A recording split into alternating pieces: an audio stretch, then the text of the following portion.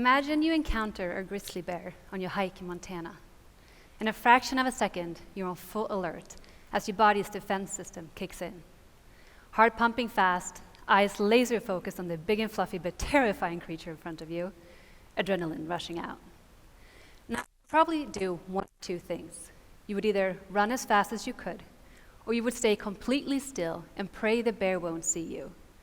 What you wouldn't do is move towards the bear because that's just not that smart. You might bring out your phone and document the whole thing, but what can I say? That's what social media has done to us. Anyhow, this is how our brain is wired to respond to scary and overwhelming situations. We either run to the hills if running provides a chance, or we freeze. We get paralyzed, unable to move or react because the action in itself is what might get us killed. And that's a pretty smart mechanism our brains provide that we should be grateful for because I'm sure it saved us more times than we know. However, it should also serve as a clear indicator that fear of overwhelming character very rarely leads to forward-moving, positive action. And that is why it's so interesting to me that we're trying to spark climate action this very way. When we talk about climate change, we're technically saying, look at this grizzly bear. Look at how scary it is. Now, don't you think it's your responsibility to fight it? I mean, would you? No. You would try to avoid the bear at any cost, and that is what most of us are doing with climate change. We're avoiding it. As the signs of changing weather and stranger seasons get more and more evident, our ability to act actually gets weaker. So if you ever felt guilty you aren't acting more on climate change, give yourself a break. You're being asked to fight a grizzly bear, and I don't blame you for being smart enough to say, thank you, but no, I'm good. However, I can't help but wonder, how on earth do we turn this around? How do we help people move from feeling powerless and overwhelmed into a place of empowered action? I used to be an angry activist. This was me back in my early 20s. I'd actually asked a photographer to take this very photo of me because I wanted to really capture what I felt like on the inside. Fun girl, right? I was angry with the world, and I thought that I had to remain angry about all the things that were wrong, like plastic pollution, deforestation, and reckless consumerism. I thought that since anger had triggered my will to act, it was anger I had to keep coming back to. I also thought that in order to recruit allies, I had to make other people angry too.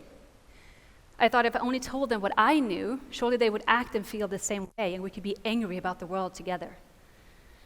A few things I've learned from being an angry activist is that, first of all, it's not a great way of inspiring change, because guess what? People don't like to be shamed, or to hang out with angry people for that matter, which I also realized. It's also not a very great way of living life. You get tired, you lose hope, and you end up running yourself dry with all that anxiety and despair running through your body. It took me breaking down, crying like I've never cried before, to realize this. It happened at my parents' house back in Sweden, one night after a dinner conversation with my brother. The angry activist had lost yet another battle, this time about car washing of all things. And once again, I felt defeated and filled with despair. All I could feel was that no one else cares, that no one else gets it, and that trying to fight climate change is a tireless battle we'll never win. I had been there many times before. This was definitely nothing new, but for some reason, this was the conversation that broke me. I guess my body just couldn't hold on to the fear and anger any longer. And as I found myself in my parents' guest room after dinner, I fell to the floor, completely powerless to my body's reactions. So I surrendered and I cried. I call this my climate optimist awakening because afterwards, when the tears stopped, only one thing came through to me. You're here to be a climate optimist. And that was when my journey from an angry activist to a climate optimist began. And ever since that day, which is about 8 years ago now, I've been trying to figure out what being a climate optimist means. And I must say that today, I have a completely different view on this crisis. In fact, climate change makes me pretty excited, and I can't wait to tell you why. First of all, we have to recognize that we're missing a pretty important point here. We might think we're dealing with warming temperatures and melting ice sheets, and although that's true, we're definitely dealing with that, so don't get me wrong, it's only the cause and effect of climate change, which is caused by humans. And since this crisis we're facing is caused by us, we can only either do something about it or continue down the path we're on now. So that means that what we actually are dealing with are two things: humans and change. But here's where it gets tricky, because if there's one thing I've learned is that we're not very good with change, especially if someone else tells us what to do. If someone tells you not to eat the ice cream, you're definitely going to eat the ice cream, aren't you? Or maybe that's just me, my husband, but I'm telling you, if I want to keep that chocolate for myself, I better hide it somewhere good. I think we can agree that we tend to be stubborn and that changing our ways is hard, and it gets even tougher in already difficult situations. You may have been ready to quit your job, but then the economy gets a little shaky, and you think to yourself, I can probably stand the torture just for a little bit longer.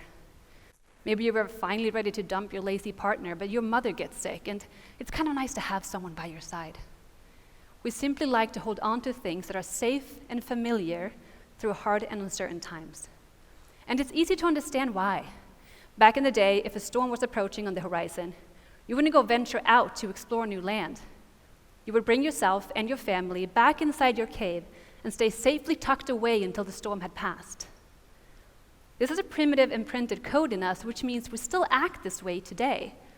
However, although climate change is the scariest storm we've ever faced, we don't have time for waiting it out, nor will this storm ever pass for that matter. It will only stall and continue to intensify, and we will want to be far away from here when it comes to that. Simply put, climate change isn't going anywhere, and we have to find the courage to choose change, to venture out in the search for something even better right now. As we're looking this scary storm in the eye, we have to ignore our primitive instincts to retreat and instead say, we're not safe here anymore. And if we only find the courage to go, maybe we'll find an even better world than what we know today. And that right there is what I figured out. We have to find the courage to choose change. And in order to do so, we must shift the narrative on climate change. We must begin telling ourselves a different story than the scary grizzly bear story we're telling ourselves today, so that we can act from courage and excitement, not fear. We have to act not just because we are afraid of what might happen if we don't, but because we are excited to find out what might happen if we do. So how do we do this? How do we find this courage? Well, I want to give you 3 fundamental mindset shifts that will help you become a climate optimist today. First of all, the shame has got to go. We have to stop shaming and pointing fingers, both on ourselves and on others. Because if we don't, we will only be stuck pointing out how bad things are right now, when what we ought to be doing is explore new ways of life and find the courage to act on that change. This means that you should drop the belief that it's your responsibility to fix climate change, because quite frankly, it's not entirely your fault. You were born into a world that is designed to fuel climate change, and no matter how hard you try, you're leaving a negative footprint. So if you keep telling yourself it's your responsibility to fix climate change, a pretty big responsibility if I may say so, you're soon going to be both overwhelmed and exhausted. And what happens then? You will want to give up. Trust me, I've been there way too many times. But that doesn't mean that we don't need change. We need change bigger and faster than we can possibly imagine. And this brings me to my second point, which is that we have to recognize the importance of the times we're living through. We have the opportunity to create history right now. You get to make history in your lifetime. We're undergoing the biggest shift humanity has ever gone through. And although that can seem scary, it's also pretty damn exciting when you think about it. It means that every single one of us have the opportunity to participate in this shift and create a world more beautiful than anything we've seen today. So although it may not be your responsibility to fix climate change, you still have this beautiful opportunity to enact change. And when you recognize this, when you move from responsibility to opportunity, you get to act from a place of curiosity and excitement, a place where creativity grows, where minds expand, and where you get to take empowered action towards the world you want to believe in. And this leads me to my third and last point, which is optimism. To be a climate optimist, after all, you do need optimism. And if there's one thing I've learned on my journey, is that we may not understand just how important optimism is. Optimism allows us to believe in something better, which in itself plants the courage to try new things. And that courage is also what will enhance our chances to get there significantly. Studies have shown that optimistic people are 40% more likely to get a promotion than their pessimistic counterparts. If optimism enhances our chances by 40%, how is it not the most important thing that we have in our toolkit? And think about it. If we don't think a climate-just future is possible, how will we make the choices now to manifest one? However, optimism is tricky. You can't just choose to be an optimist and hope that the world will continue to give you reasons to believe in better days. If you do, there will be days, quite frequent ones to be honest, when the world is filled with more negativity than good. So, if you're relying on outside sources to fuel your optimism, you might get in trouble pretty soon. That is why, in order to remain an optimist, you have to fuel and nurture that optimism for yourself. You have to become what I call an optimist in action. You're not just sitting on the sidelines hoping for things to turn out. You're reminding yourself, day after day, that you have the opportunity to participate in this shift. And as you show up for that change with curiosity, courage, and excitement, you're helping a better world take shape. I want to say all of us have the opportunity to participate. I mean it. You may not be a climate scientist or an engineer or a politician, but you are alive today. And that means that you have an important part to play. Right now, it could be starting a compost at home, phasing out single-use plastics, or switching to an electric car. It could be something as simple as having conversations about climate change with your friends and neighbors so that we can normalize talking about this. You might think that your seemingly small actions don't, but they will matter for you. And when you activate this change within yourself, you will start to see the possibilities in the world around you as well. Not only that, but your actions, aside from the fact that they obviously compound over time, break norms and shift culture. It doesn't stop with you because it never stops with you. And that is what we must trust and begin to recognize. Let me give you a quick example. When I first moved to New York, I was an intern in Midtown Manhattan. And in no time, I was introduced to the disposable culture of a busy New York lifestyle, with people ordering coffee and lunch to go like it was some sport. And every day, I would see that piles of containers just continue to build up in the trash cans, and it honestly freaked me out. So I decided to do what I could and began bringing my own fork. At first, people thought this was different, but I kept bringing my own fork because it just made me feel better. And slowly but surely, people around me started to do the same. And I'm sure as they brought out their forks in other public settings, people around them began questioning this behavior as well. According to National Geographic, about 100 million plastic utensils are used in the United States every single day. Let that number sink in for a second. 100 million. Of course, this means that whatever I can eliminate is only a drop in the bucket. But what if all of us started to do the same? What if all of us began shifting norms and planting seeds of awareness everywhere we go? How fast can those rings on the water spread? When I was younger, my mother would often tell me, "Honey, you can't carry the world on your shoulders." She was right. I used to believe I could change the world, but I know better now. I can't change the world, but I can change my world. And when I begin to change my world, the worlds of the people around me will begin to shift as well, with ripple effects I can't even imagine. And this storm called climate change will only continue to get scarier as it moves closer. Many of us would want to do what we always have done, and retreat and hold back.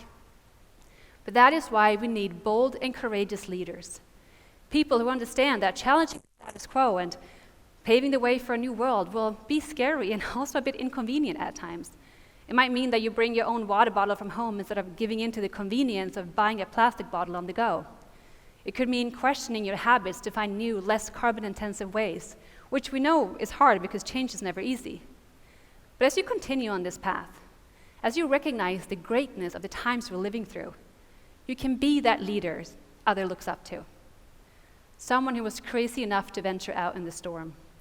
Someone who doesn't just have the courage to do so, but who seems to have a pretty good time along the way too.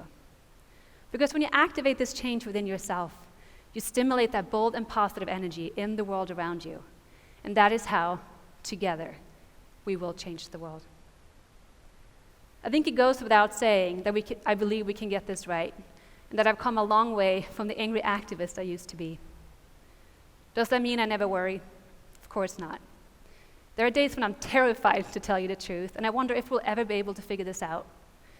But that's okay, because I'm allowed to be worried and to not have all the answers, and so are you. To be a climate optimist is not to be sure everything is going to work out. It's not about knowing every step of the way. It's about recognizing the times we're living through and realizing that since the future truly is up to us, we have nothing to lose in giving it all we've got. It's time to get excited about climate change. It's time to recognize it actually provides an opportunity to think again, and a right to listen to those tiny voices inside us that whisper, what if? What if we kept some room in our hearts for the unimaginable? What if we believed the future could be even better than anything we know today? What if we finally found the courage to choose change? What then is actually possible? We must understand that fear will never lead to long-term sustainable change, and therefore, it's about time we start telling a different story. We must shift the narrative on climate change so that we can act from courage and excitement, not fear. And in about 10 seconds, I want you to take out your phone and write down the one thing I want you to remind yourself of every single day. I want you to write down, I have the opportunity to participate in the shift towards a better world. I have the opportunity to participate in the shift towards a better world. Thank you.